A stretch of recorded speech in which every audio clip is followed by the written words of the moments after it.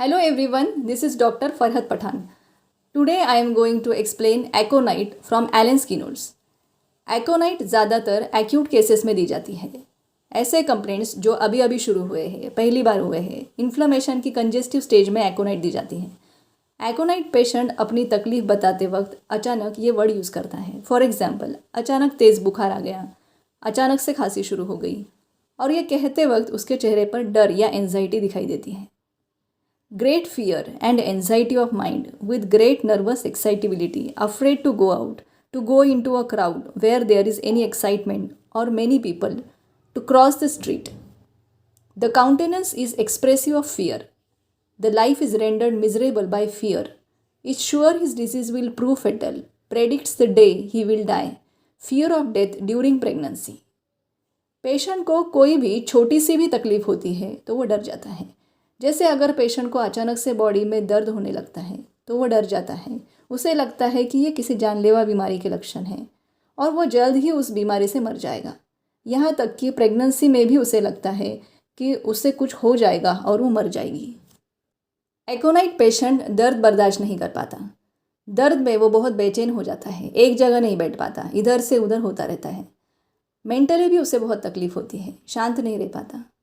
Hahnemann says, whenever aconite is chosen homeopathically, you must above all observe the moral symptoms and be careful that it closely resembles them. The anguish of mind and body, the restlessness, the disquiet not to be allayed. लेकिन ज़रूरी नहीं है कि एकोनाइट का हर patient anguish में ही clinic में आएगा। बहुत से पेशेंट्स स्टेबल होने के बाद आते हैं लेकिन उनके चेहरे पर एंजाइटी दिखाई देती है। मेरी एक पेशेंट थी, जब वो क्लिनिक में आई तो स्टेबल दिखाई दे रही थी, उसे डिजीनेस हो रहा था, चलते वक्त उसे इम्बैलेंस हो रहा था। जब मैंने उससे पूछा तो उसने कहा कि कल वो बहुत परेशान थी, उसके माइंड में कुछ थॉट्स चल रहे थे और अचानक उसे इतनी ज़ोर से चक्कर आ गई कि वो बेड पर गिर गई और उसे लगा कि वो मर जाएगी। मैंने उससे एकोनाइट 30 की एक डोज दी। पेशेंट ने दूसरे दिन आकर बताया कि डोज लेने के बाद घर जाते वक्त रास्ते में ही उसे एक वॉमिटिंग हुई और वो पूरी तरह नॉर्मल हो गई, डिजीनेस एकदम से चला गया। इस केस में पेशेंट को कंप्लेंट सडनली आ गई थी, उसके साथ उसे डेथ का फियर था। पेशेंट बहुत एंशियस थी, इसीलिए मैंने उसे एकोनाइट दिया था। 5-10 मिनट में ही पेशेंट को रिलीफ मिल गया। Next key note is, music is unbearable makes her sad, similar remedy is Sabina, and if sadness due to music is during menses, natrum carb is the remedy. जब patient bed से उठने की कोशिश करता है उसे बहुत ज़ोर से चक्कर आ जाती है और वो गिर जाता है, उसे कुछ दिखाई नहीं देता और वो बेहोश भी हो जाता है। On rising from a recumbent position, the red face becomes deathly pale और ही बिकम्स फेंट और giddy and falls and he fears to rise again, often accompanied by vanishing of sight and unconsciousness. Next keynote is amenorrhea in plethoric young girls after fright to prevent suppression of menses.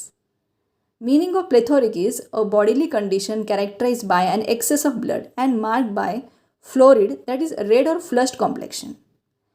एकोनाइट ज़्यादातर प्लिथोरिक young में, मतलब जो बच्चे या teenagers जिनका चेहरा लाल दिखाई देता है, उनमें इंडिकेटेड होती है। जो टीनेजर लड़कियां हैं, एकदम से डर जाने की वजह से उनके मेंसेस बंद हो जाते हैं। जैसे कोई डेड बॉडी देख ली, एक्सीडेंट देख लिया, तो उनके मेंसेस सप्रेस हो जाते हैं। मेंसेस लाने के लिए एकोनाइट का यूज़ किया जाता है। एकोनाइट फीवर में इंडिकेटेड है। फीवर में पेशेंट का चेहरा लाल हो जाता है या फीका पड़ जाता है। पेशेंट ठंडा पानी पीता जाता है, बेचैन हो जाता है। तकलीफ या दर्द की वजह से बेड में इधर से उधर उछलता रहता है, करवट बदलता रहता है।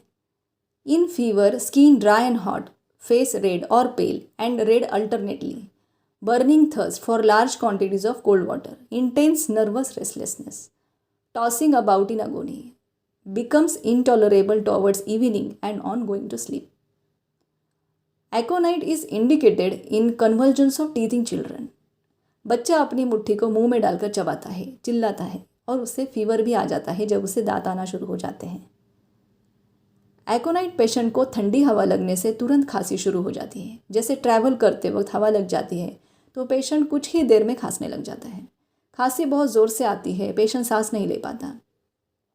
कफ, croup, dry, hoarse, suffocating, loud, rough, croaking, hard, ringing, whistling on expiration. Similar remedy is causticum, and on inhalation is spongia from dry, cold winds or drafts of air. According to Dr. Allen, aconite should never be given simply to control the fever, never alternated with other drugs for that purpose. If it be a case requiring aconite, no other drug is needed. Aconite will cure the case. इसका मतलब है fever की case में एकोनाइट के साथ और कोई भी मेडिसिन नहीं देनी चाहिए. अगर एकोनाइट इंडिकेटेड है तो एकोनाइट से ही पेशेंट क्योर हो जाता है. एकोनाइट के बाद हम कॉफिया दे सकते हैं क्योंकि कॉफिया एकोनाइट की कॉम्प्लीमेंट्री मेडिसिन है फीवर में. टाइफाइड फीवर की फर्स्ट स्टेज में भी एकोनाइट नहीं देनी चाहिए अगर एक्साइटिंग कॉज नहीं है. Next we will see aggravation. Evening and night pains are insupportable in a warm room when rising from bed, lying on affected side. Similar remedies are Hepar and Nux moscata. Amelioration in the open air. Similar remedies are Alumina, Maccar, Pulsatilla and Sabina. Next, relation. Complementary medicines are Coffea, Arnica and Sulfur. Coffea in fever, sleeplessness and intolerance of pain. Arnica in traumatism and Sulfur in all cases. Aconite is complementary to sulfur as well as acute of sulfur, and both precedes and follows it in acute inflammatory conditions. Aconite is rarely indicated in fevers which bring out eruptions.